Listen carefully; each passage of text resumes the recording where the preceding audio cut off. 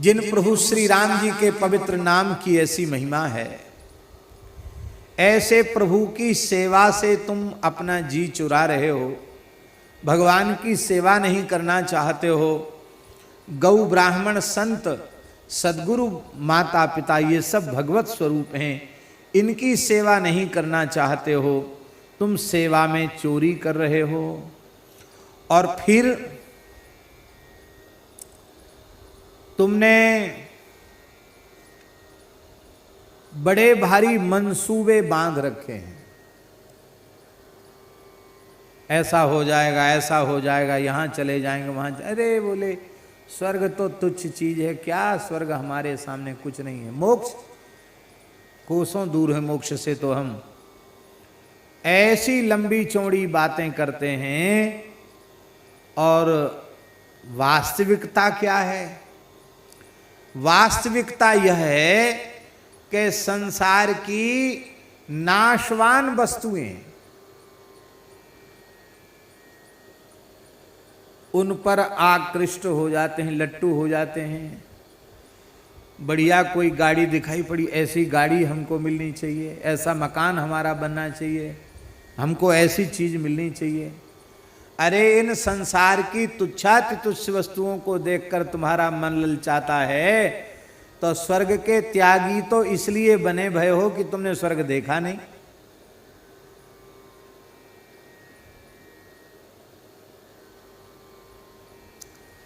एक बात है तो थोड़ी दूसरे ढंग की, लेकिन कह देते हैं, इसी को साधुसाई कथा कहते हैं।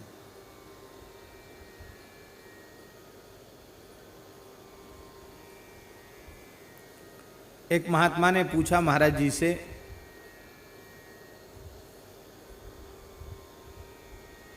गुरुदेव श्री भक्तमाली जी महाराज से, महाराज जी पहले सुना जाता है कि महात्मा तपस्या करते थे तो इंद्र को भय हो जाता था, इंद्र अप्सराएं भेज देता था। अब नहीं सुनाई पड़ता कि कोई महात्मा भजन करते हैं भगवान अप्सरा भेजते हैं। अब अप्सरा क्यों नहीं भेजते हैं? महाराज जी हंसने लग गए, बोले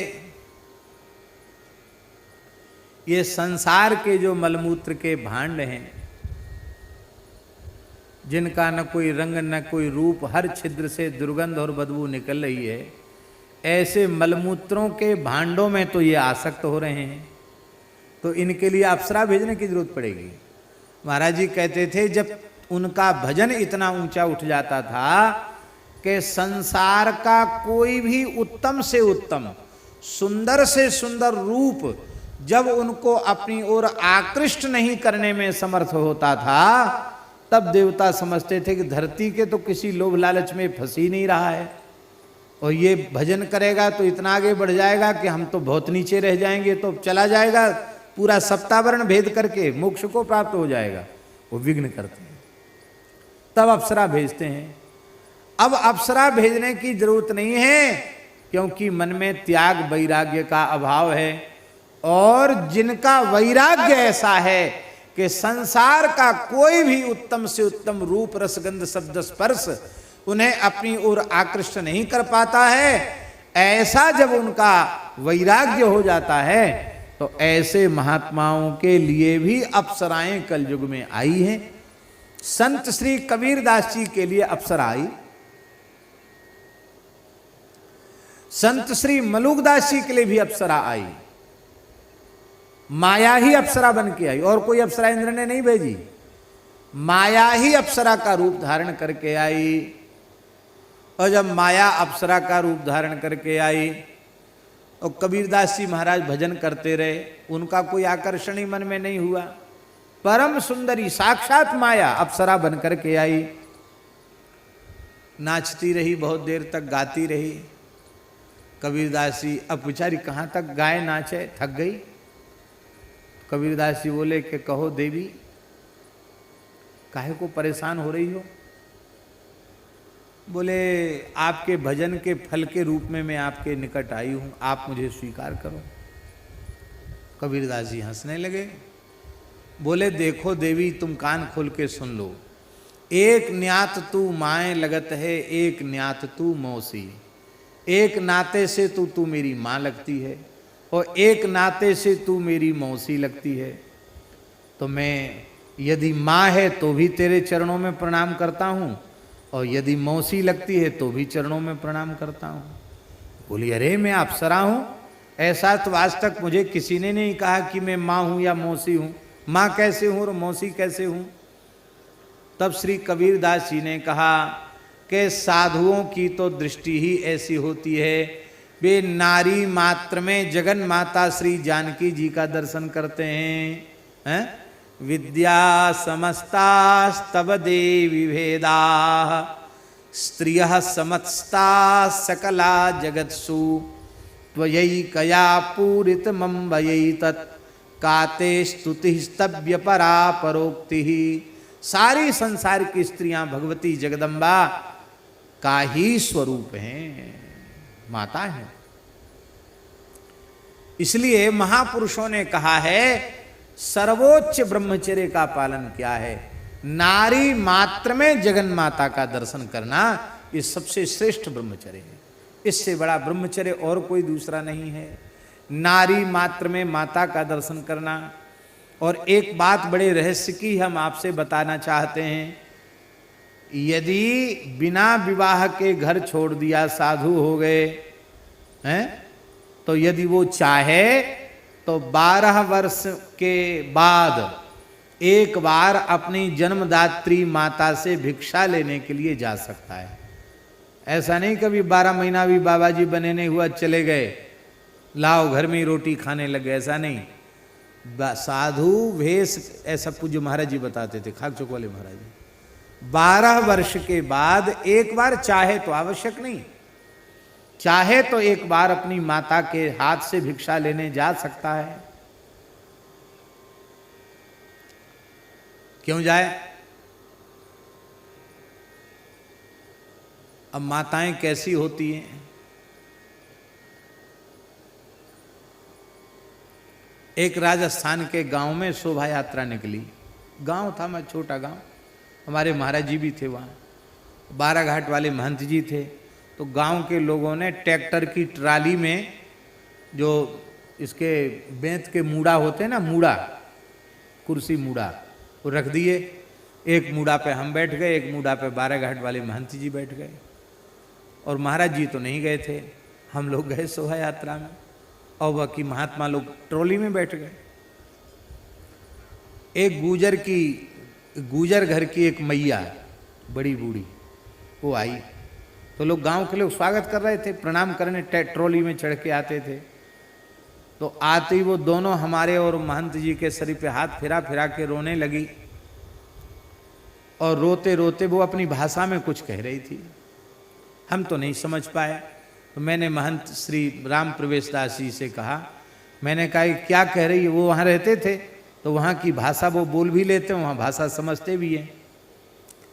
उन्होंने कही वो ये कह रही कि इसको पता चला होगा कि ये 2 भाई थे, और दोनों ही बोले हम थोड़े नाटे कद के हैं, आप भी थोड़े लंबे ऊंचे हैं, पर मोटे तो दोनों ही हैं। तो ये मैया रोते हुए ये कह रही है कि बताओ 2 ही तो छोरा घर में है और 2 ही बाबा जी बन गए, मैया को कहा हो तो है। वो मैया के दुख की याद करके ये रो रही है।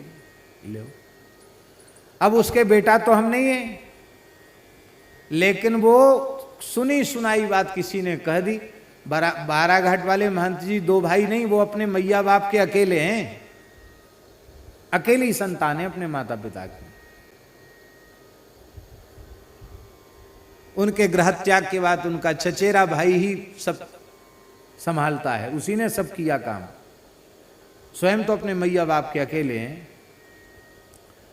पर ऐसी गामन में लोगों को पता चले महाराज कितने भाई, बोले इतने भाई हैं, ऐसे किसी ने कह दिया होगा। तो वही उस मैया के दिमाग में घुसी थी, वो रो रही थी कि बताओ मैया का क्या होता होगा, दोनों छोरा बाबा जी हो गए। तो जहां माताओं को दूसरे के बालक देख करके भी वे रोने लग जाती हैं, तो उनके अपने बालक, और वो भी अखंड भभूति चढ़ाए और कमंडल लिए और भिक्षा पात्र लिए भिक्षा मांगते हुए आवे, तो मैया की छाती पर क्या बीतेगी? सब रोएगी कि नहीं? मैया रोएगी, भिक्षा डालते समय भी रोएगी, देते समय भी रोएगी, खिलाते समय भी रोएगी, और फिर तमाम लोग रोएंगे। हो सकता है दूसरे लोग दिखावे का रोवें, पर मैया तो असली में ही रोएगी, वो दिखावे का तो नहीं रो सकती। अब उस समय अपने वैराग्य को परिपक्व रखना है। उस समय हमारे मन में अंतर नहीं आना चाहिए कि चलो मैया कोई बात नहीं, अब हम घर ही पे रहेंगे, अब नहीं जाएंगे हम, तुम काहे को रोती हो, तुम्हारे यहीं सेवा करेंगे, ऐसे उसके वैराग्य में अणुमात्र भी अंतर न पड़े।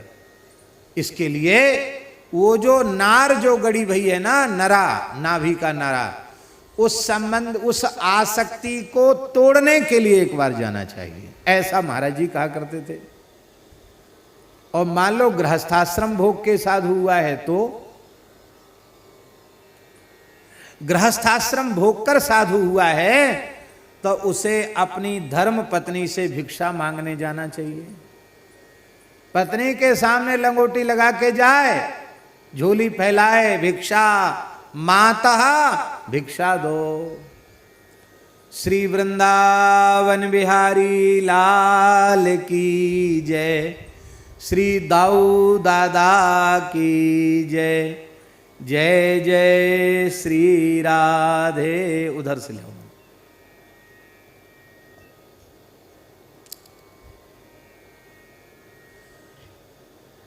श्री राम जय जय राम, श्री राम जय जय राम, श्री राम जय जय राम, श्री राम जय राम,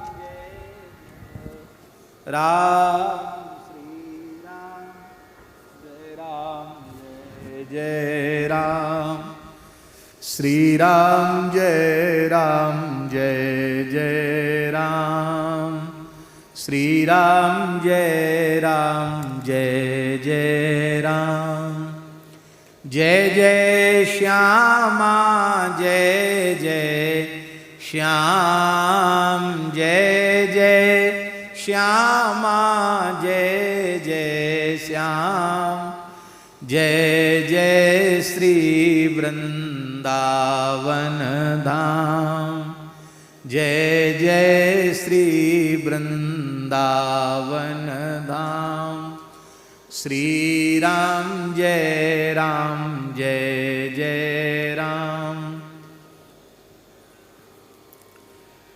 परम पूज्य श्री महाराज जी की जय, जय जय श्री राधे। हम जिन महापुरुष की कथा के आरंभ में चर्चा कर रहे थे, वे ही पूज्य श्री महाराज जी हमारे चतुस्संप्रदाय में बामन द्वाराचार्य हैं। उनमें निम्बार्क परंपरा के एक द्वारे के आप पूज्य आचार्य चरण हैं। बड़ा अद्भुत सिद्ध स्थान है जहां आप विराजते हैं, नीम के थाना के पास। हमारा देखने योग्य स्थान है, अद्भुत स्थान है। घोर जंगल में लगभग 300 गाय हैं और एकदम तपोवन है। पूज्य श्री महाराज जी का मंगलमय दर्शन हुआ, हम उनको दंडवत प्रणाम निवेदन करते हैं। अब हम क्या कह रहे थे, हमको याद दिलाओ, क्या कह रहे थे? हाँ, महाराज जी का ध्यान वहीं था। अपनी अधिकृता पत्नी के निकट जाना पड़ेगा और वहां फक्कड़ के वेश में, विरक्त के वेश में जाकर कहना पड़ेगा, भवति भिक्षाम में देही, माता मुझे भिक्षा दो। माता, मां कहना पड़ेगा उसको, पत्नी को। इसका आशय यह है कि हमने अब इतना पवित्र वेश धारण कर लिया है कि जो हमारी अधिकृता पत्नी रही है, पाणिगृहीता रही है, जिससे हमने संतान उत्पन्न की है, अब उसके प्रति भी हमारी भोग्या बुद्धि नहीं रही, अब उसके प्रति भी हमारी मातृबुद्धि हो गई है। ऐसा वैराग्य होवे तो गृहस्थाश्रम छोड़ के साधु बनने का अधिकार है। तो अपनी दृष्टि इतनी संयत, सावधान और पवित्र हो चुकी है, इसके लिए अधिकृता पत्नी को माता कह करके उससे भिक्षा प्राप्त करे। तो श्री कबीरदास जी बोले कि साधुओं की तो दृष्टि, अरे जब साधु गृहस्थाश्रम छोड़ के साधु होता है और पत्नी को मां कह देता है, तो संसार की कौन सी नारी है जो उसके लिए मां नहीं है। एक महात्मा थे महाराज जी, बड़े सरल संत थे, पहाड़ी बाबा महाराज बताते थे, वो महीना 2 महीना की छोरी को भी मैया कहते थे। मैया मैया, कोई छोरी महीना 2 महीना की, 10-5 दिन की छोरी भी तुरंत चरणों में सिर रख देते, कहते मैया। लोग ने बाबा बाबरो है वो है, महीना 1.5 महीना की छोरी ते मैया कह रहा है। पर संत की तो दृष्टि ही ऐसी होती है, संसार बाबरा कहे तो कहे, क्योंकि यही एक पवित्र दृष्टि ऐसी है जिससे वह सावधान हो सकता है। अब एक बात और बारीक बता मैं महाराज जी, धर्मशास्त्र के अनुसार पहली जो संतान होती है उसे धर्मज कहा जाता है। क्या कहा जाता है? धर्मज। इसलिए उसे अपने पिता माता के समस्त और दैहिक कृत्य करने का शास्त्रीय अधिकार प्राप्त है, उसे धर्मज कहा जाता है। किंतु दूसरी तीसरी अथवा उससे भी अधिक जो भी संतान होती है उसे धर्मज नहीं कहा जाता है, उसे कामज कहा जाता है अथवा उसे भोगज कहा जाता है। इसका मतलब है तुम्हारे गृहस्थाश्रम के धर्म के निर्वाह के लिए एक पुत्र हो गया पर्याप्त है। इसके बाद यदि वह गृहस्थ चाहे तो आजीवन अपनी पत्नी के सहित अखंड ब्रह्मचर्य व्रत का पालन कर सकता है, शास्त्राज्ञा है।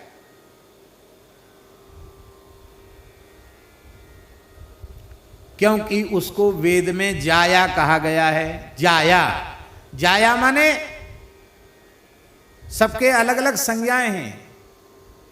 स्वयं पति ही अपनी पत्नी के गर्भ से पुत्र के रूप में जन्म लेता है।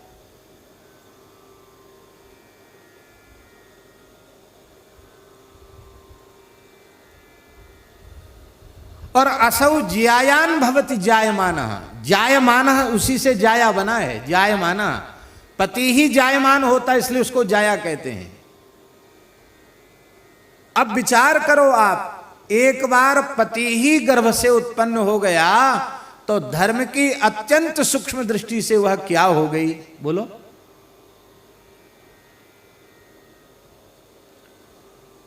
धर्म की सूक्ष्म दृष्टि से वो माता हो गई।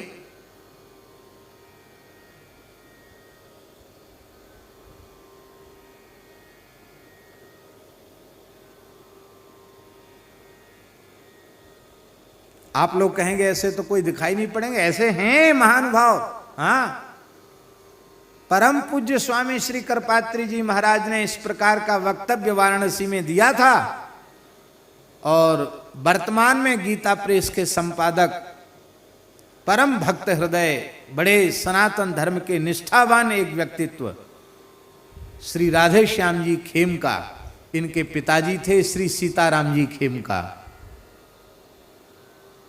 उन्होंने एक राधे श्याम खेमका के जन्म के बाद अपनी पत्नी के साथ जीवन पर्यंत ब्रह्मचर्य व्रत का पालन किया।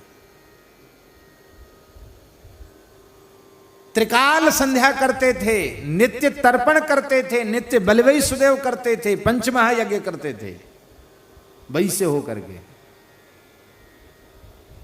और 66 के गोरक्षा आंदोलन का कोषाध्यक्ष उनको बनाया गया था। ऐसे पिता थे, तब राधे श्याम जी जैसे पुत्र हुए उनके। द्वारा अपनी पत्नी का पत्नी भाव से स्पर्श नहीं किया उन्होंने।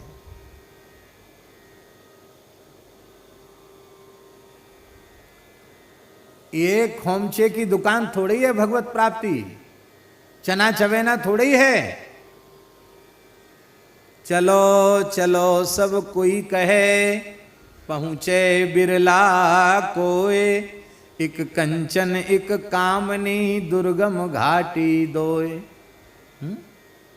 नारायण हरि भजन में ये पांचों न सुहात, विषय भोग निद्रा हंसी जगत प्रीति बहुबात।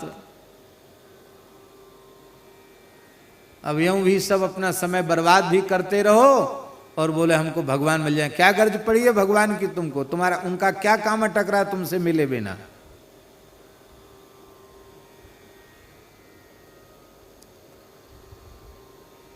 बोले एक न्यात तू माए लगत है, एक नाते से तू मेरी माँ लगती है।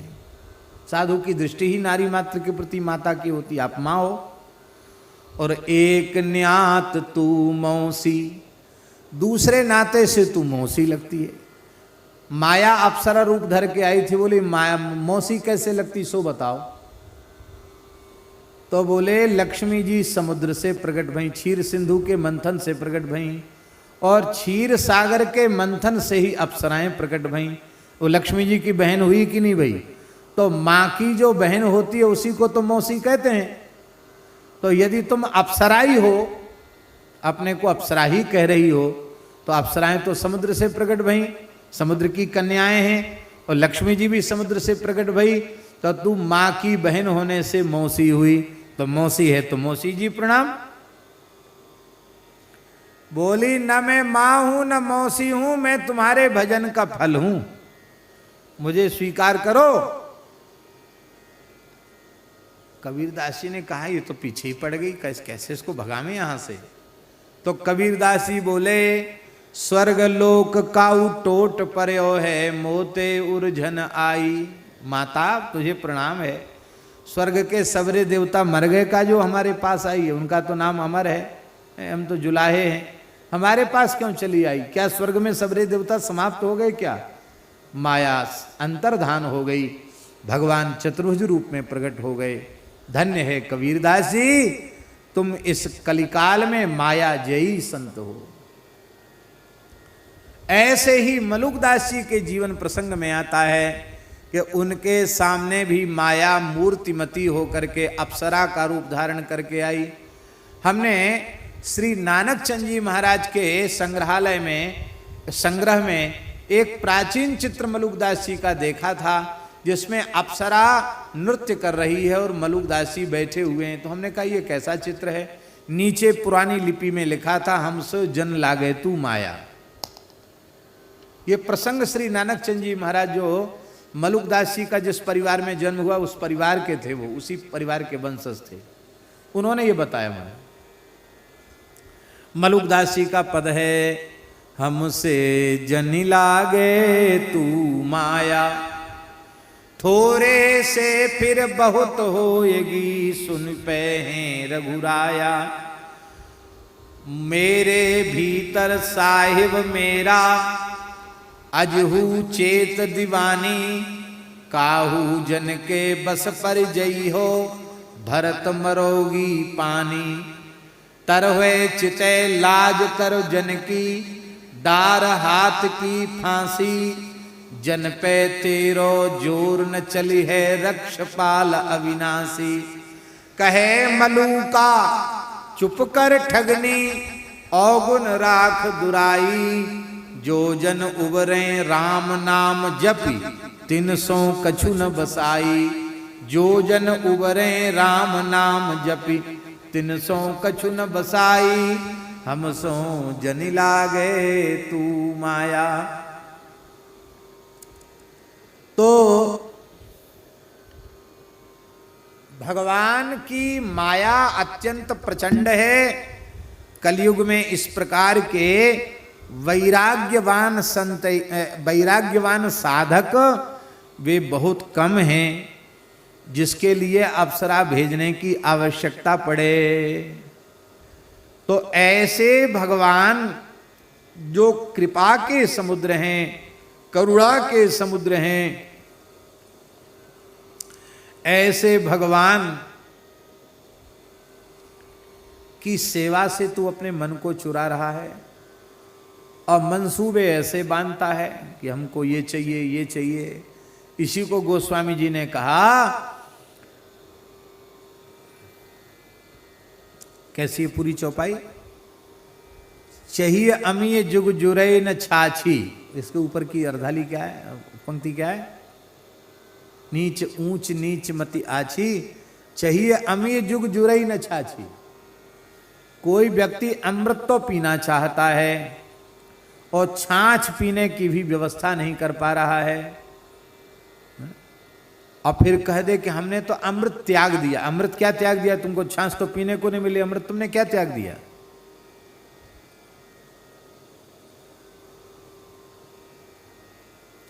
तो ऐसे भगवान की सेवा में तुम चोरी कर रहे हो, ऐसे भगवान की भक्ति नहीं करना चाहते हो।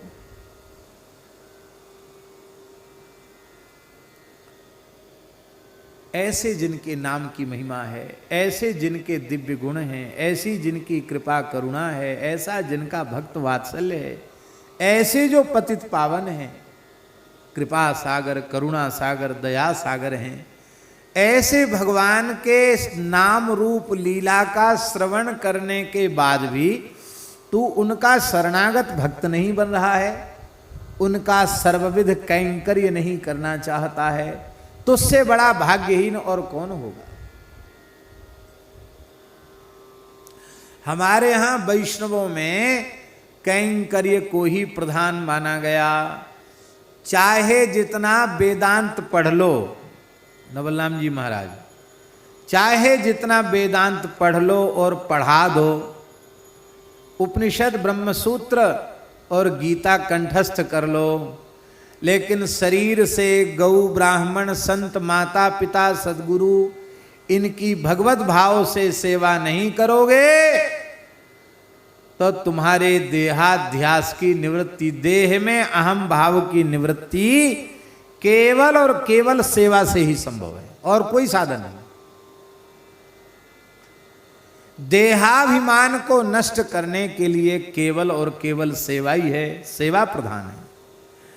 ऐसे साहिब की सेवा से तुम अपने मन को चुरा रहे हो, तरह तरह की बातें करते हो।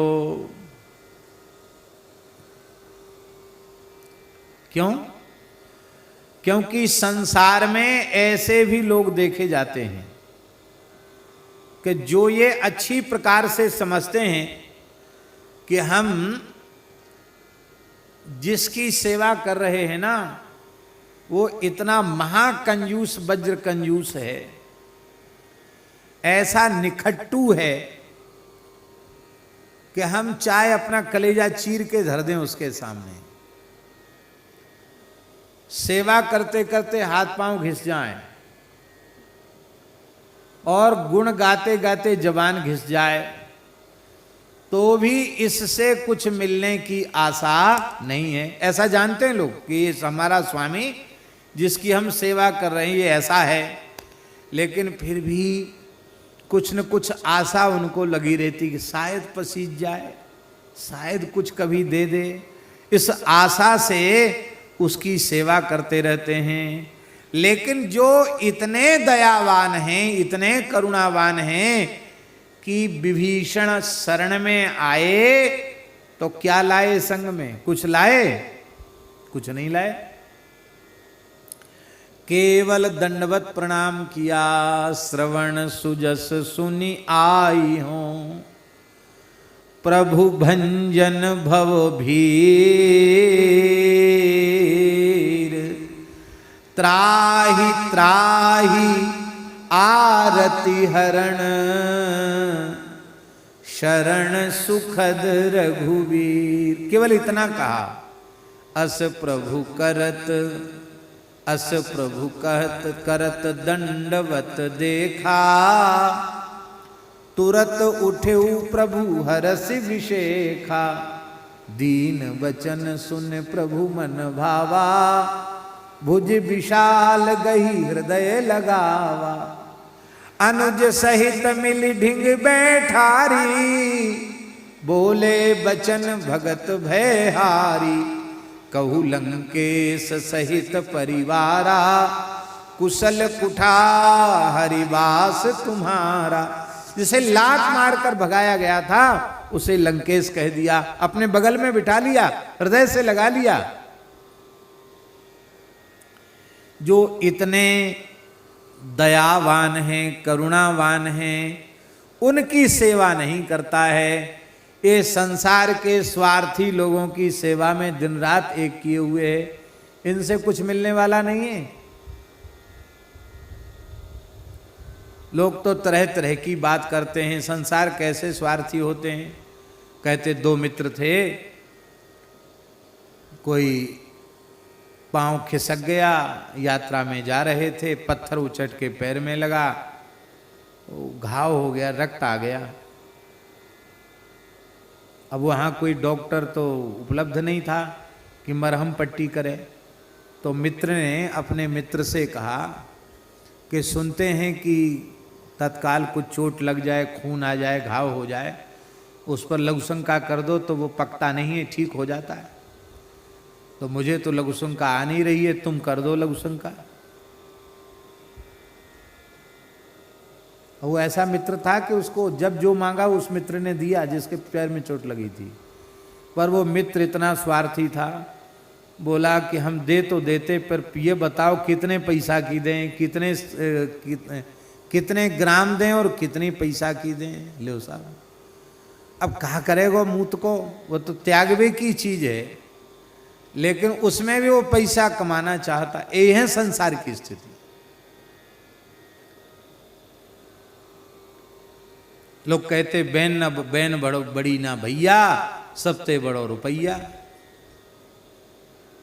सारे संबंध धन के आगे किनारे कर देते हैं, किसी से प्रेम नहीं है उनका।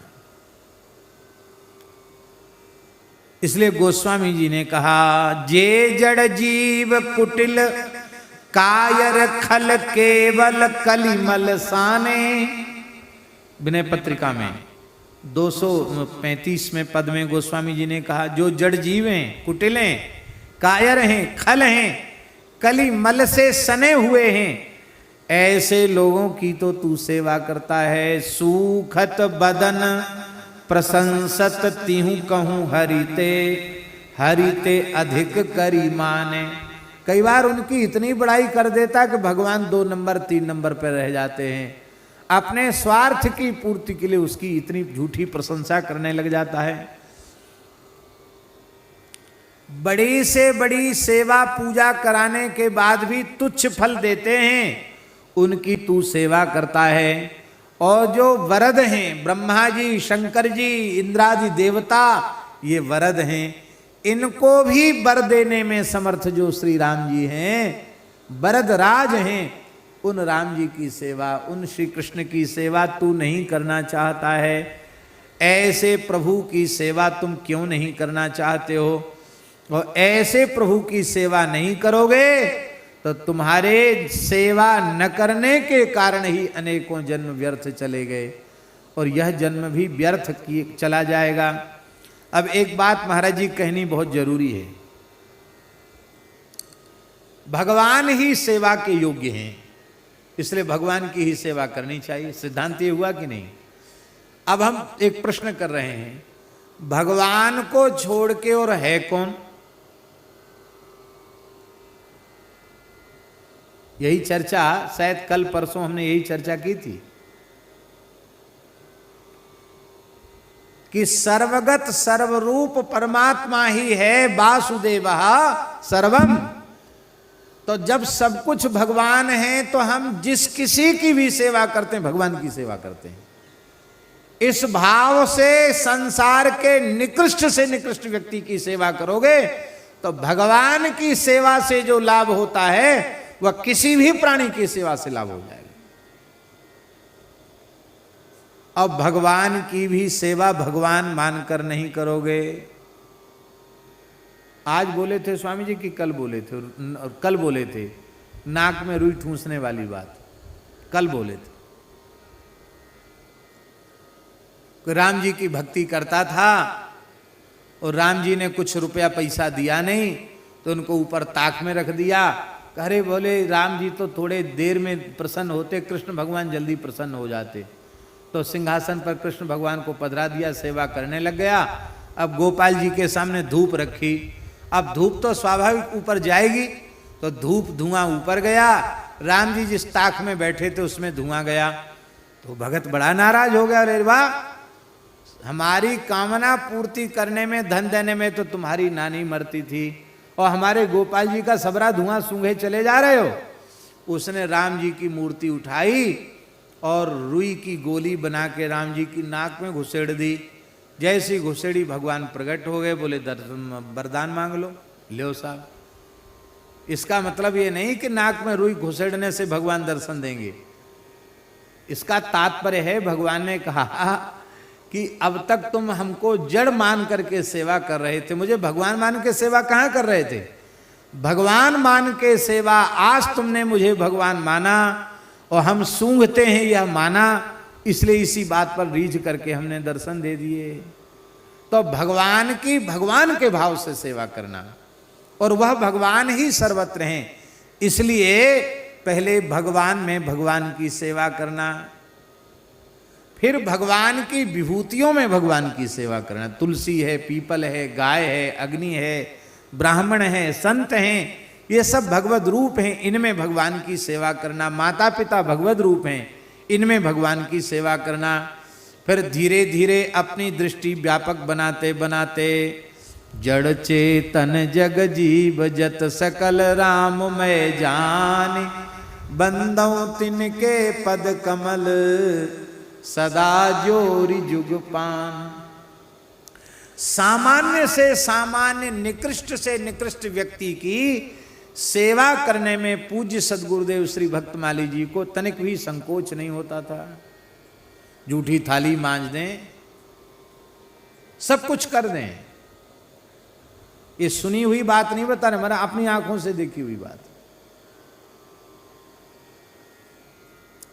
राजस्थान से ट्रेन में आ रहे थे, मरुधर गाड़ी थी, लेट हो गई, लेट प्राय हो ही जाती मरुधर।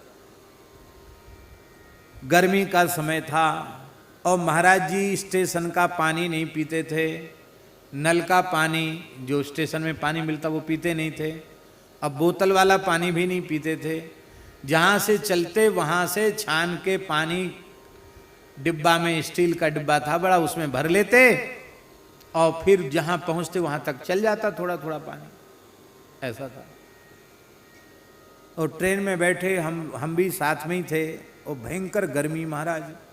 महाराज रिजर्वेशन में बैठते नहीं थे, जनरल में ही टिकट कटा के बैठते थे, जनरल में बैठे थे।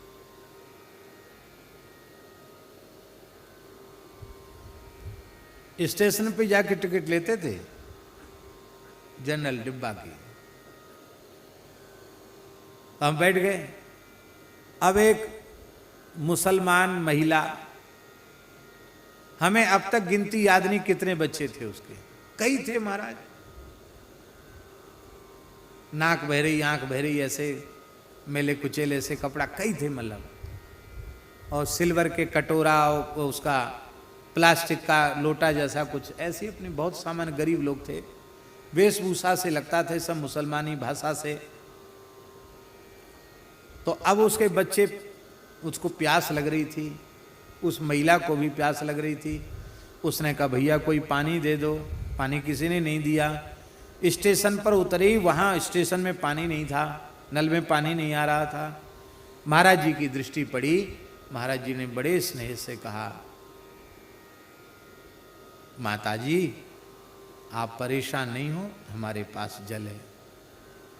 खाने को भी दिया, चना चबेना कुछ रखे थे वो दिया सूखा, और जल पीने को दिया, बच्चों को सबको दिया। और वो तो कई थे, वो सब कमंडल पी गए महाराज, अपने अपने बर्तन में ले लेके, और दो सब पी गए, पूरा पी गए, खाली हो गया। अब महाराज तो, अब दूसरे तो दूसरी जगह का पानी पी लेते, महाराज तो पीते नहीं। और उसी में से हम सबका गुजारा होना, 2-3 मूर्ति। मथुरा स्टेशन पहुंचते पहुंचते तो ये हालत हो गई कि तालू से जवान चिपक गई एकदम, इतनी प्यास।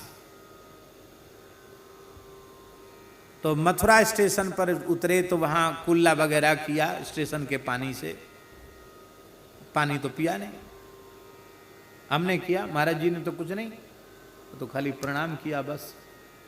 तांगे में बैठ गए, तांगे चलते थे, सुदामा कुटी विराजते थे। महाराज जी आए सुदामा कुटी में और आते ही बोले, जाओ पंडित जी अब स्नान करो, डोल हुआओ, दातुन कर लो, स्नान करो, संध्या करो।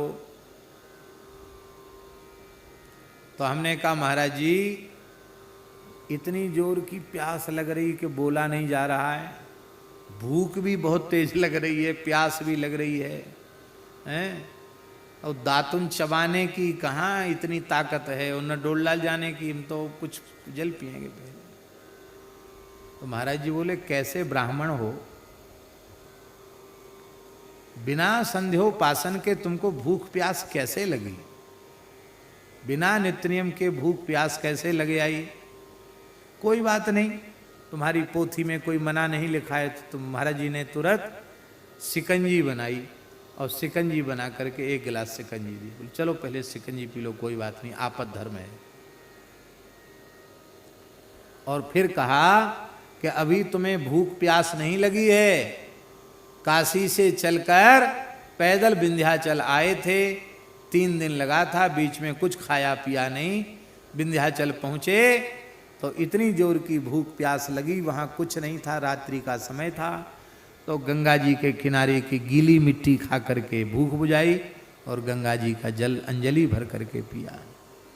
ऐसा अवसर तो तुम्हारे जीवन में नहीं आया। तुम्हें भी भूख प्यास का अनुभव कहाँ हुआ? 3 दिन के बाद ये खाया पिया गया था।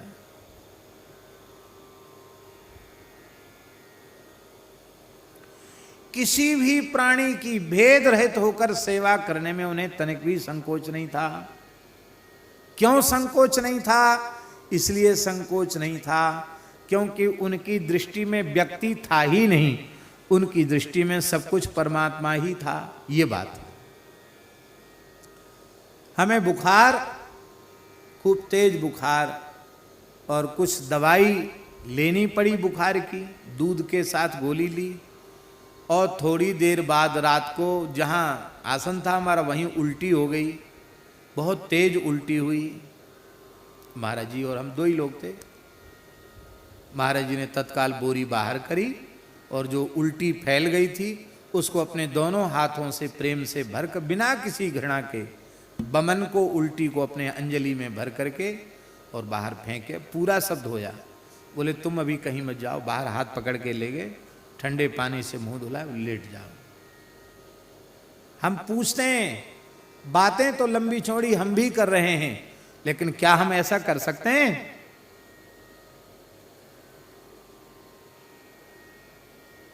शिष्य में भी शिष्य भाव नहीं था, भगवत भाव था। और अब हम इतने बड़े महात्मा हो गए कि किसी अतिथि को हम पानी की पूछ लें, उसे प्रसाद दे दें, उससे कुछ नहीं 2 मीठी बात कर लें तो हमारी इज्जत चली गई, हमारी तपस्या चली गई, हमारा त्याग चला गया, हमारा वैराग्य चला गया।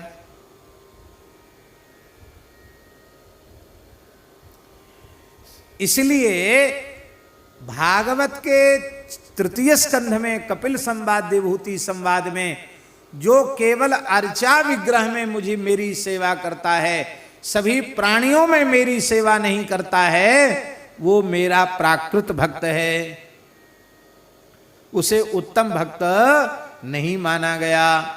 और यहां तक कह दिया भगवान ने, भस्मन्येव जुहोति सहा, सभी प्राणियों में मुझे न स्वीकार करके जो सेवा नहीं करता, वो तो राख की ढेरी में हवन कर रहा है।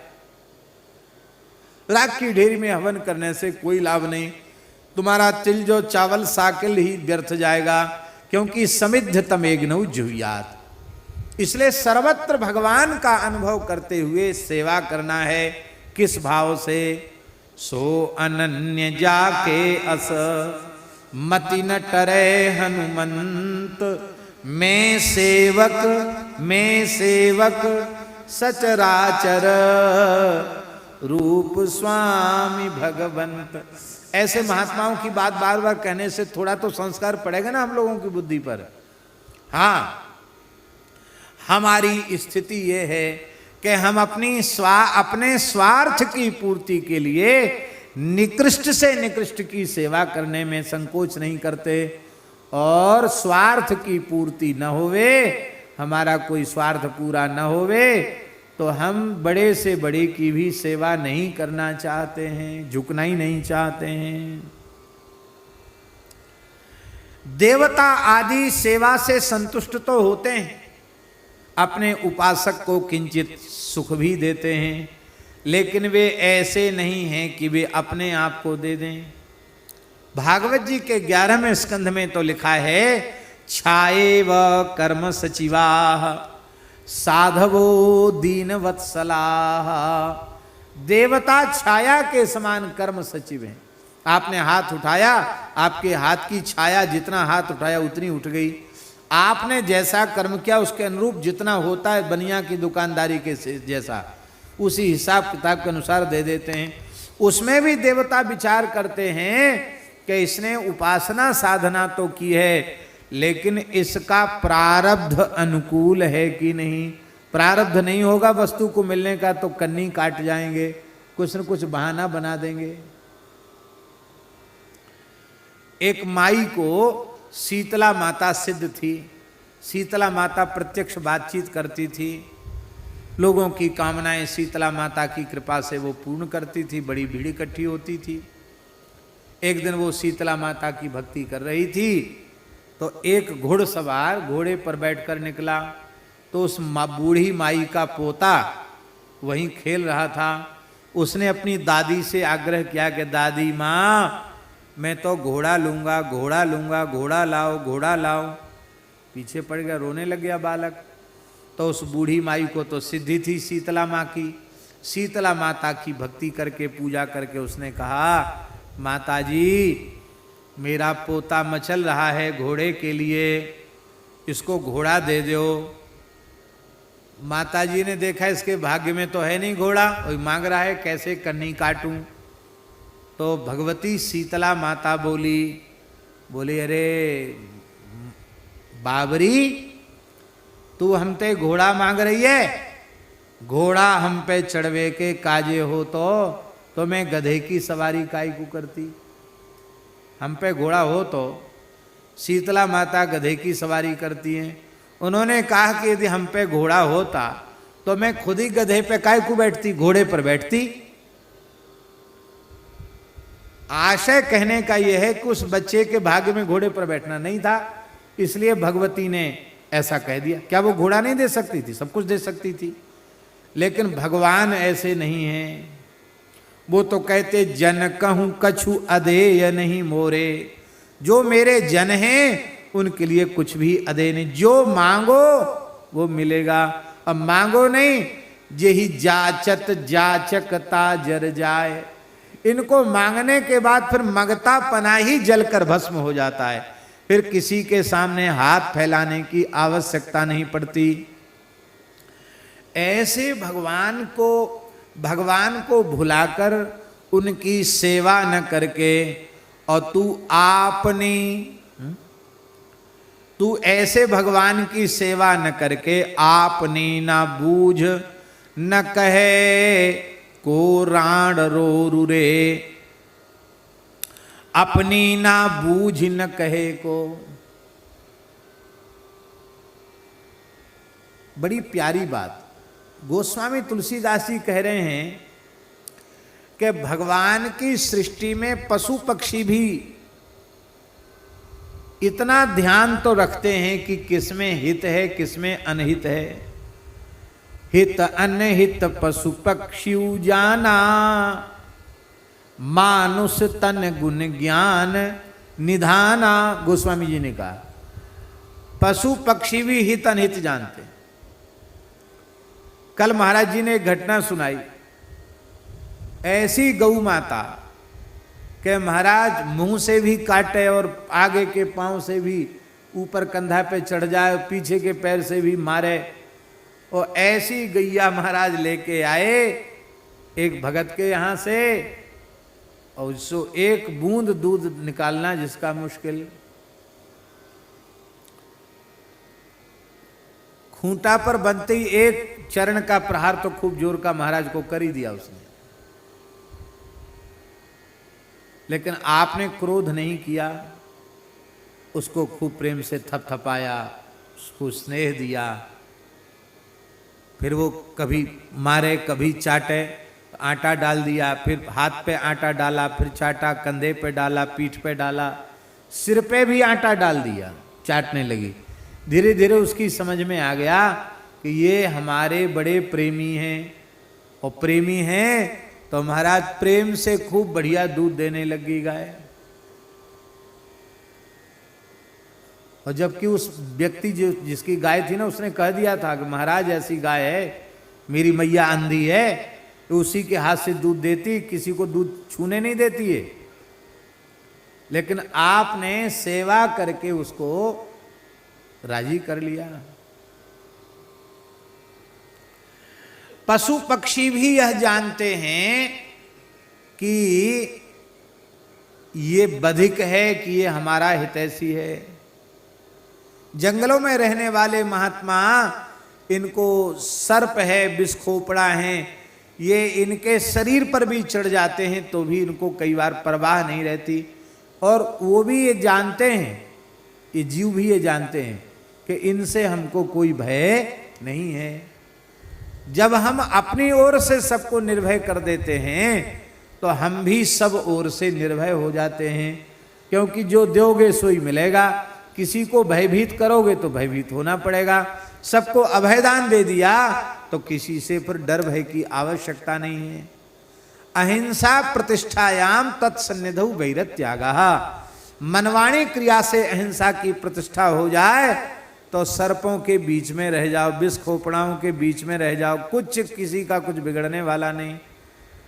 पर ये भाव नहीं होगा तो फिर सब जगह संकट है ही। तो पशु पक्षी भी अपना हित अनित जानते हैं, और भगवान ने तुझे मनुष्य बनाया है, तू ज्ञान का भंडार है, और इतनी बार संतों से सुन चुका है भगवान का स्वभाव कैसा है, भगवान कितने करुणामय हैं, कैसे पतित पावन, ये सब सुन चुका है। उनके नाम की महिमा भी अनेकों बार शास्त्रों के माध्यम से, संतों के माध्यम से, संत वाणियों के माध्यम से नाम महिमा भी सुन चुका है। लेकिन इसके बाद भी तू ऐसे श्री रघुनाथ जी की सेवा से जी चुराता है, तो अब तू समझ ले तेरा होगा क्या। महाराज जी, श्री अग्रदेवाचार्य जी महाराज की कुंडलिया में एक बड़ी प्यारी बात है। अग्रदेवाचार्य नाभाजी के गुरु जी, वो कहते हैं, चाकरी चोर, चाकरी चोर हाजिर कवल, इतने ऊपर आस, गाड़र आनी ऊन को बांधी चरे कपास। अग्र जी महाराज की पंक्ति है, अग्रदेवाचार्य जी की वाणी का अंश है। चाकरी चोर भगवान की सेवा नहीं करना चाहते, भगवान की सेवा में चोरी है। हाजिर कवल, हर समय प्रसाद पाने के लिए तैयार, बाल भोग, राजभोग, ब्यारू, उत्थापन भोग, हर समय खाने के लिए तैयार हैं। चाकरी चोर हाजिर कवल, और इतने हु पर आस, इतने पर भी आशा लगा रहे हैं कि हम तो पूरा सप्तावरण भेद कर ब्रह्मलोक का अतिक्रमण करके सीधे गोलोक वैकुंठ साकेत जाएंगे। कहते महाराज ये तो ऐसी बात हो गई, गाड़र आनी ऊन को बांधी चरे कपास। यहां तो सब पहाड़ में भेड़ बकरी चराते रहते हैं। कोई गरीब आदमी था, छोटा सा खेत था, क्या करे कैसे करे। आज सवेरे सवेरे महंत जी महाराज बाराघाट वाले आज 12 जयंती की बधाई उन्होंने दी, तो वो सुना रहे थे, तो अपने ढंग से सुनाते हैं कि एक बार खेत चिड़ैया खा गई, एक बार जो है ये हो गया, एक बार वो हो गया, एक बार उजड़ गई। और बोले अब का, बोले अब 12 भगवान ने उलट दिया, जो धरती उखाड़ के लाए हमारी सबरी फसल चौपट कर दी। कि कैसे, लंबी कथा सुनाई आज उन्होंने, ऐसे हुआ खेत में, फिर ऐसे हुआ, फिर ऐसे हुआ। जहाँ उनका खेत है वहाँ जंगली सुअर हैं। बोले जंगली बारहों ने सब हमारी चरी हरी सबरी बिछाई दी पूरे खेत में।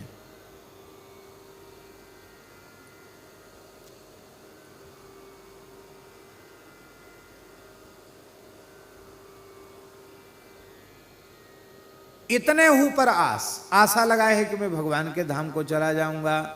तो गाडर आनी ऊन को, गरीब आदमी था, किसी ने कहा देखो भाई खेत तो कम है, कभी पानी पड़ गया, कभी ओला गिर गया, कभी सूखा पड़ गया, कभी कुछ पैदा ही नहीं हुआ, कभी बिजली गिर गई, पता नहीं किसान पे कब कैसी परिस्थिति आ जाए। और मान लो ठीक ठाक फसल हो भी गई तो थोड़ा सा खेत है, क्या इसमें तुमको मिलेगा, बेचने में कुछ मिलेगा तो है नहीं। हम तुमको उपाय बताते हैं। ये जो छोटा सा तुम्हारा खेत है ना, इसमें कपास बो दो, कपास होगी, और भेड़ खरीद लाओ, सस्ती आएगी, छोटी एक भेड़ तो ले ही आओगे, एक दो भेड़ ले आओ, और भेड़ ले आओ, एक भेड़ ले आओ, और कपास तो हो ही जाएगा, और भेड़ के बालों की ऊन और कपास की रुई, इनको मिलाकर को दरी चादर बुन लेना और बेचाना। एक लघु उद्योग जैसा भी हो जाएगा, एक धंधा हो जाएगा। फिर बेचोगे तो पैसा ज़्यादा मिलेगा, कुछ दरी चादर बना के बेचोगे तो पैसा ज़्यादा मिलेगा, और जब ज़्यादा पैसा मिलेगा तो फिर एक भेड़ से 10-5 भेड़ और खरीद लेना, फिर बहुत ऊन मिलने लग जाएगा, फिर दूसरे का भी कपास खरीदने लग जाना, फिर और पैसा हो जाएगा। फिर तो क्या है, 1 बीघा से 100 बीघा के जमींदार हो जाओगे। क्या कहना, लोग कहते ना 1 रुपए से करोड़पति बनो, वो नुक्सा किसी ने बता दिया।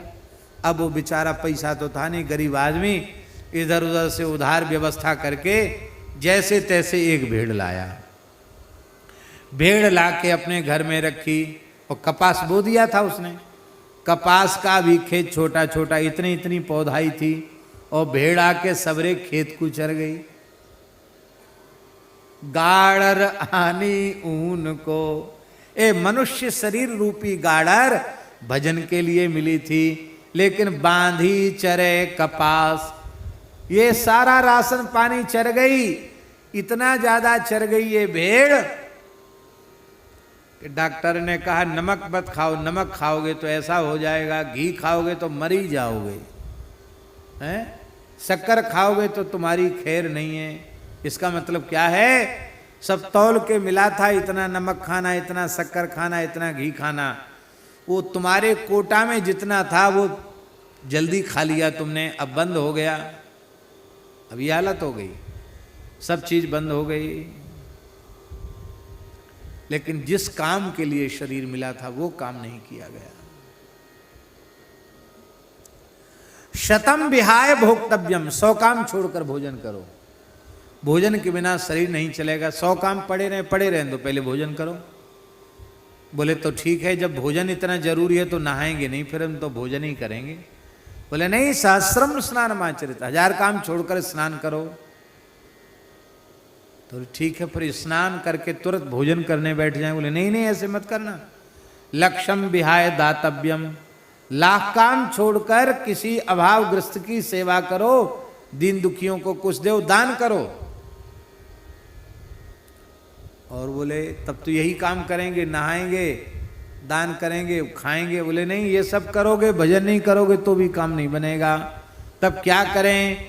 बोले कोटिम त्यक्त्वा हरिम भजे, करोड़ों काम छोड़कर भगवान का स्मरण करो, भगवान का भजन करो। अथवा सर्वम त्यक्त्वा हरिम भजेत, ऐसे भगवान का भजन, ऐसे भगवान को तुमने भुला दिया, अर्थात आपने न बूझ, अर्थात तू मनुष्य होकर इतना नहीं समझता है, तो तेरा जीवन तो पशुओं से भी गया बीता जीवन है। महात्माओं की भाषा विचित्र होती है। कहते हैं आपने ना बूझ न कहे को राण रो रुरे। वैसे राण रो रुरे का अर्थ कुछ महानुभावों ने बदला है।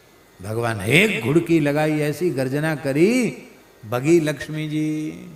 साक्षात श्री प्रेषिता देवैर सानोपेयाय संकिता। लक्ष्मी जी को शंका हो गई, नहीं गई। बोले इसमें तो कोई संदेह नहीं कि मेरे पतिदेव ही हैं, ये मेरे पति हैं, इसमें संदेह नहीं है। लेकिन ये इतना उग्र रूप धारण कर सकते हैं, इतने कठोर हो सकते हैं, इतने भयंकर हो सकते हैं, मेरे तो कल्पना नहीं थी। भले ही मेरे पति हुए तो क्या मैं अब दोबारा उनके पास नहीं जा सकती? प्रहलाद जी से कहा, प्रहलाद अब तुम जाओ। प्रहलाद जी बोले हमको कोई डर भय नहीं है, आप कहो हम गोद में बैठ जाएं, आपको हम उनकी दाढ़ी सहलाने लग जाएं नरसिंह भगवान की, आप कहो तो उनके मुखारबिंद में अपने हाथ दे दें। क्यों? हमारे ठाकुर, हम ठाकुर के, हमको काय बात का डर? तो प्रहलाद जी को बिल्कुल भय नहीं हुआ। प्रहलाद जी चरणों में गिर गए। स्वपाद मूले पतितम तमर्भकम विलोक्य देवः कृपया परिप्लुतः उत्थाप्य तच्छीर्ष्ण दधात कराम्बुजम कालाहि वित्रस्तधियां कृताभयम्। भगवान वात्सल्य सिंधु में डूब गए। प्रहलाद जी को प्रणाम करते देखकर गोद में उठा लिया, अपना करकमल उनके मस्तक पर पधरा दिया, अपने नेत्रों के जल से प्रहलाद का अभिषेक कर दिया। जैसे हाल के ब्याए हुए बछड़े को गौ माता चाटती है, ऐसे प्रहलाद को चाट कर भगवान अपने वात्सल्य को प्रकट करने लग गए। ऐसी भगवान तो नाम प्रहलाद जी को इतने सुलभ भगवान कैसे हुए?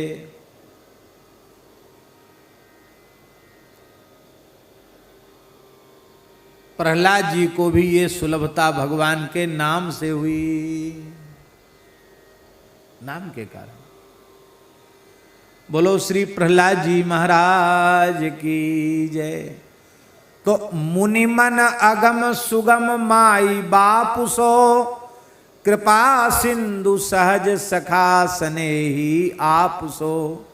आपके जैसा कृपा सिंधु, जीव का सहज सखा, आपके जैसा और कोई दूसरा नहीं है। लोक वेद विदित बड़ो ना रघुनाथ सो। लोक में और वेद में भगवान से बड़ा कोई नहीं है। क्या है महाराज जी गीता में? न त्वत्समोस्त्यभ्यधिक कुतोन्यः। भगवान की बराबरी करने वाला कोई नहीं है, तो भगवान से बड़ा तो कोई हो ही कैसे सकेगा? भगवान की समता कोई करने वाला नहीं। रावण ने ब्रह्मादि देवताओं को भी नाकों चना चबवा दिया था। इतना शक्तिशाली रावण हो गया था, पहले सुन चुके हैं। ब्रह्मा जी के पास कभी कभी वेद पढ़ने और वेद सुनाने जाता था ये। एक दिन बोला ब्रह्मा जी से, बोले अब हमको वहां ब्रह्मलोक तक आने में बहुत समय लगता है, फुर्सत नहीं है, हमको वेद सुनाने पढ़ाने वहीं आ जाए करो लंका में। सुन लिया? ब्रह्मा जी बोले हाँ सुन लिया, आ जाया करेंगे। ब्रह्मा जी दंड दे सकते थे, बोल नहीं, हमने इसको बढ़ाया है, हम ही दंड दें, ठीक नहीं। अभी इस समय इसका नक्षत्र जोरदार है भैया, इसकी बात मान लो।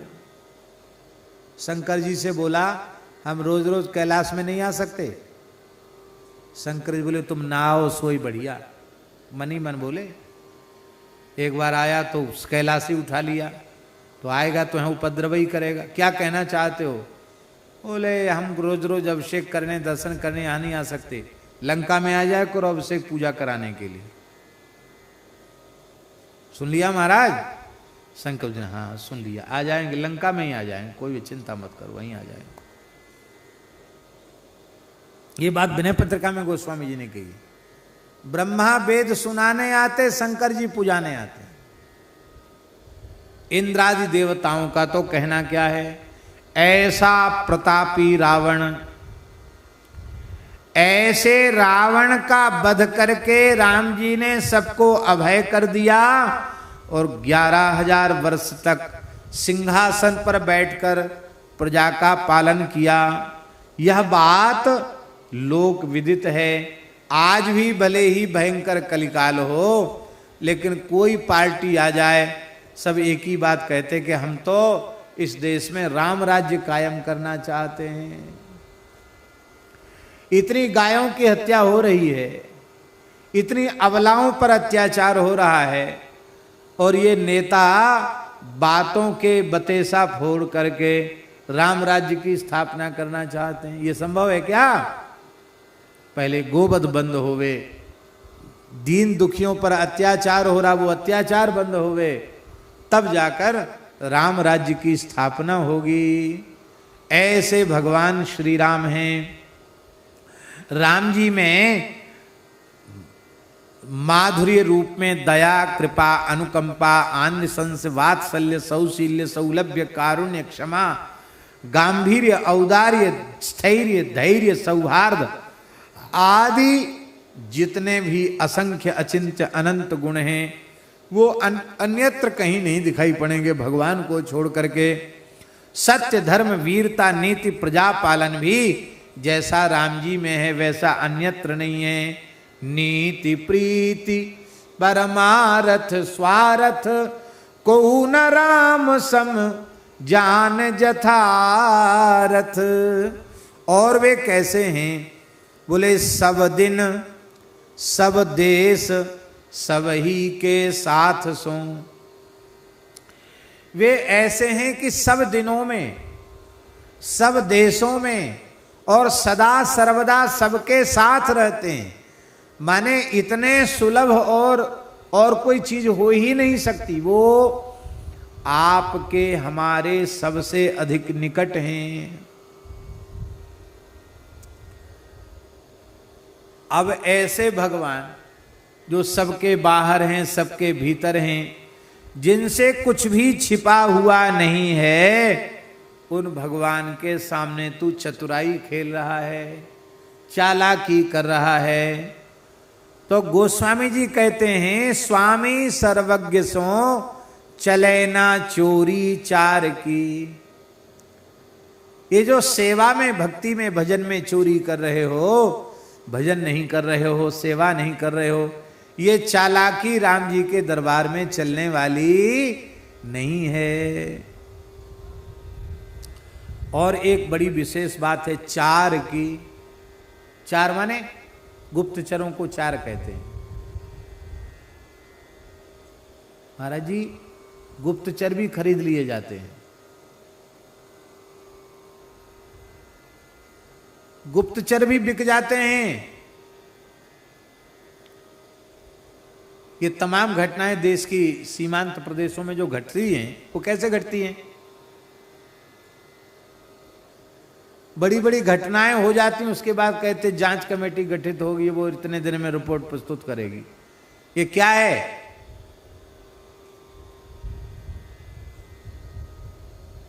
ये सब यही है कि जो गुप्तचर है ना, वो भी कई बार बिक जाते हैं और वे कुछ की कुछ रिपोर्ट मालिक को जाकर प्रस्तुत कर देते हैं।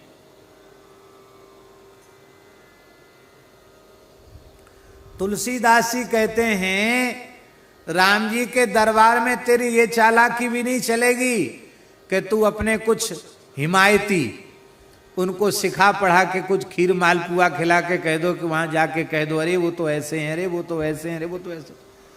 वहां तेरी चतुराई भी नहीं चलेगी, वहां तेरी चालाकी भी नहीं चलेगी, वहां किसी की सिफारिश भी नहीं चलेगी, क्योंकि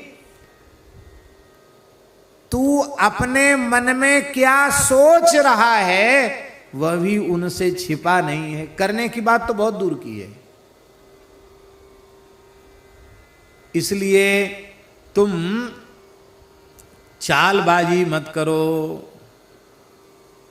राम जी जानत प्रीति रीति रघुराई, नाते सब हाथे करी राखत राम स्नेह सगाई।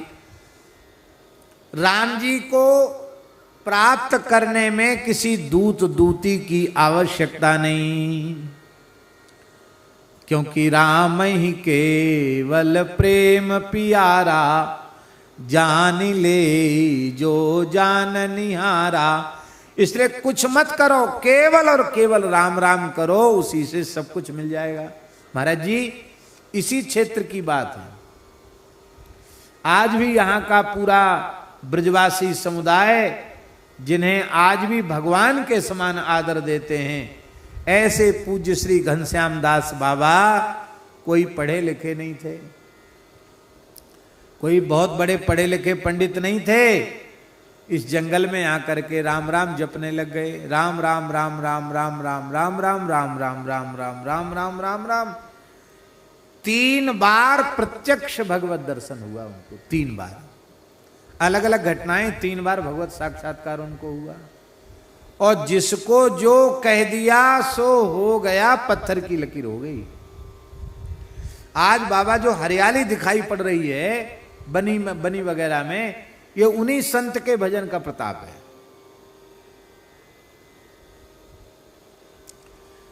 एक शिला में सिंदूर चढ़ा के उनको हनुमान जी के भाव से रखते थे वो, कोई मूर्ति नहीं। तो एक बार उनको ठाकुर जी ने ध्यान में स्वप्न में दर्शन दिया हनुमान जी ने कहा कि अमुक दुकानदार मथुरा में है, उसके पास हमारी मूर्ति है, ले आओ हमको। हनुमान जी ने सपना दिया। और महाराज यहाँ जंगल, यहाँ का महात्माओं के पास पैसा कहाँ से आया? बाबा घनश्याम दास जी यहाँ से पैदल चलते चलते मथुरा गए और दुकानदार से बोले, वो हनुमान जी की मूर्ति सपने में दिखाई पड़ी, अभी वो विराजमान है हनुमान जी। बोले ये हनुमान जी हमको दे दो। बोले बाबा इतना पैसा लेंगे? बाबा ने झोली में देखा तो पैसा था ही नहीं, बहुत मामूली पैसा निकला। अरे बोले ऐसे थोड़ी हम देंगे मुफ्त में, हम तो इतनी कीमत दोगे उसी में देंगे। बाबा बोले हम मांगते जांचते किसी से नहीं, हम पे जितना है उतना ले लो। बोले तो इतने में हम नहीं देंगे, चले जाओ। बाबा बोले कोई बात नहीं। तो एक गांव में, मथुरा के पास कोई गांव ब्रजवासी, उसके यहाँ बाबा रुक गए। रात को हनुमान जी ने मूर्ति वाले की खटिया पलट दी, खड़ी कर दी खटिया। तो क्यों रे, जड़खोर से महात्मा आए, हमने न्योता दे के सपने में आदेश दे के बुलाया और तू मना करा है? अभी तो खटिया उल्टी है, फिर तेरी सबरी गृहस्थी उलट देंगे हम। जल्दी उनको खोज, अभी जा करके दे हमको।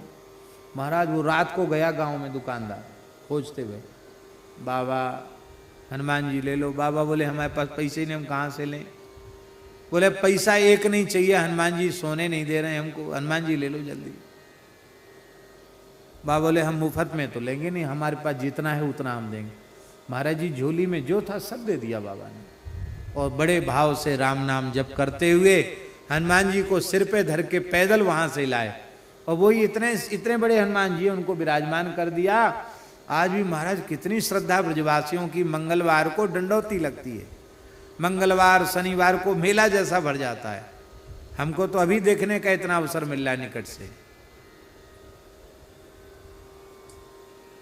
कौन से पोस्टर छपाए उन्होंने? ये भगवान केवल प्रेम को पहचानते हैं, उसी से उसी को वो स्वीकार कर लेते हैं। और सुकृतज्ञ मुत्तमम, कृतज्ञ नहीं सुकृतज्ञ हैं, अत्यंत कृतज्ञ हैं भगवान। कायना कलेश लेस लेत मान मन की, सुमिरे सकुच रुचि जोगवत जन की।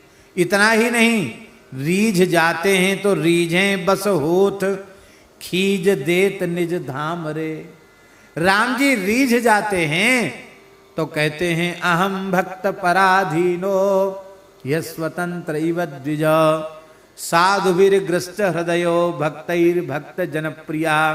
रीझ जाते हैं तो अधीन हो जाते हैं, बस में हो जाते हैं, जैसे नचाओ वैसे नाचने लग जाते हैं।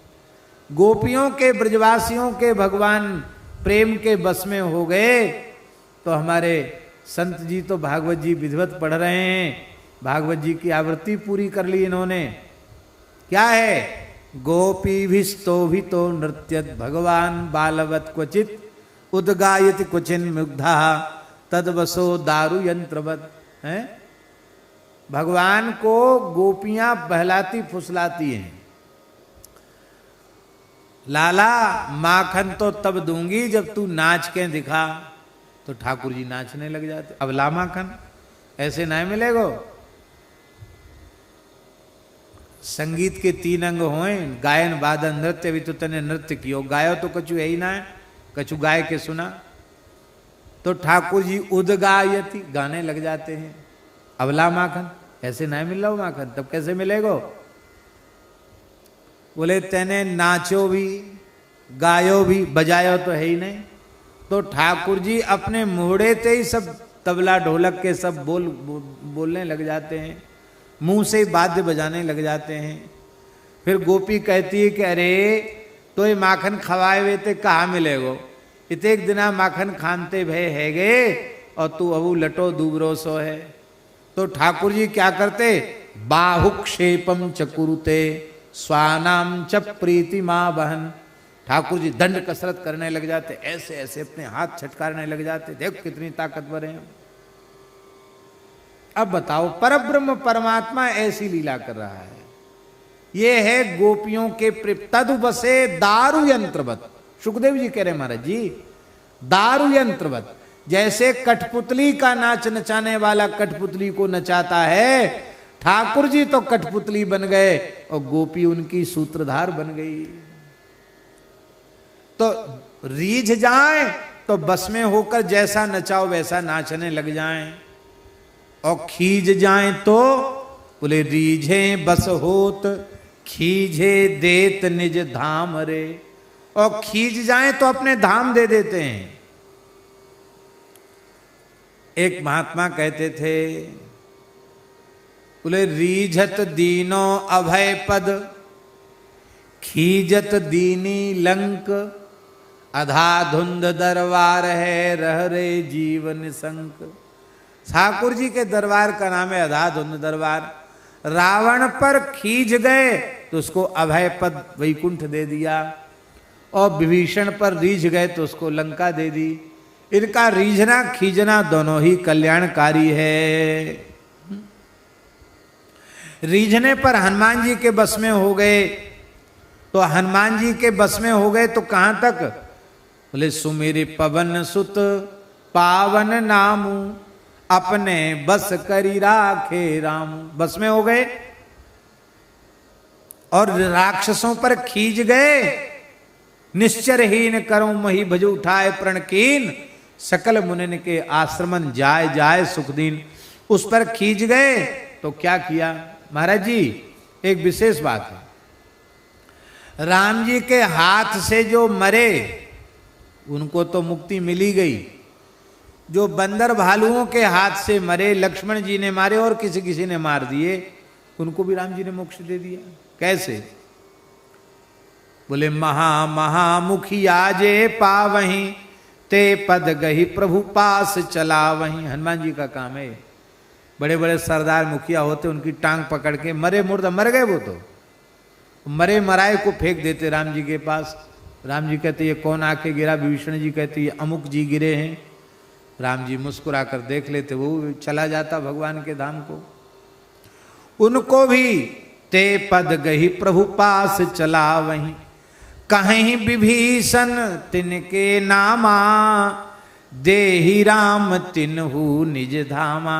विभीषण उनका नाम बताते हैं, राम जी उनको अपना धाम प्रदान कर देते हैं। खल मनुजाद द्विजामिष भोगी पावहीं गति जो जाचत जोगी। योगी जिस गति को मांगते हैं उन्हें दुर्लभ है वह गति राम जी दे देते हैं। इसका मतलब है भैया कैसे भी अपना संबंध राम जी से जोड़ लो। इनके जैसे ये ही हैं, इनकी निष्काम सेवा करो। और अंतिम बात कह रहे हैं, फलत सकल फल काम तरु नाम रे। बोले भैया ये रीझेंगे कैसे? कहते तुम कुछ मत करो, कहीं मत जाओ, किसी से मत कहो, तुम तो केवल राम राम जपने लग जाओ। राम नाम काम तरु है, इसी का फल परम प्रेम अनुराग है, इसी से सब कुछ मिल जाएगा। तुम केवल इतना कर सकते हो, जिह्वा से नाम का जप कर सकते हो, इतना ही करो। लोग भजन तो करते नहीं, कहते क्या करें महाराज मन नहीं लग रहा, मत लगने दो मन, बुद्धि नहीं लग रही मत लगने दो बुद्धि, मन इधर उधर जा रहा जाने दो। अरे तुम जितना कर सकते उतना तो करो, धीरे धीरे सब हो जाएगा, स्वाद लगने लग जाएगा तो मन बुद्धि सब उनको छोड़कर कहीं जाएंगे नहीं। बोलो भक्तवत्सल भगवान की जय।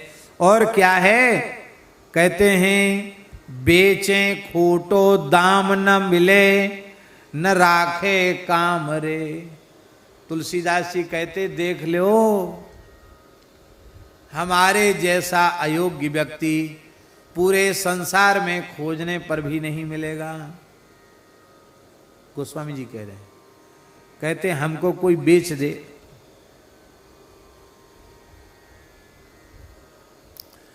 तो कहते खरा पैसा तो जाने दो, खोटा सिक्का भी नहीं मिलेगा, खोटे पैसा में भी हमको कोई खरीदने वाला नहीं है। तुलसीदास जी कहते हैं तो हम बेच देने योग्य भी नहीं है, माने जिसके पास रहते उसके काम के लायक नहीं है। हमारे पास कोई चीज हमारे काम के लायक नहीं, बेच देते हैं। गाड़ी काम लायक नहीं, बेच देते हैं, महंगे सस्ते जो चलो। कहते महाराज फूटी कौड़ी में भी कोई हमको खरीदने वाला नहीं, ऐसे हमें। और पास में रहें तो न बेचो, तो न राखे काम रे। बेच दें तो खोटे सिक्के में हमको कोई खोटी धेला पाई में कोई खरीदेगा नहीं, और रहें तो काम चोर हैं, सेवा करते नहीं।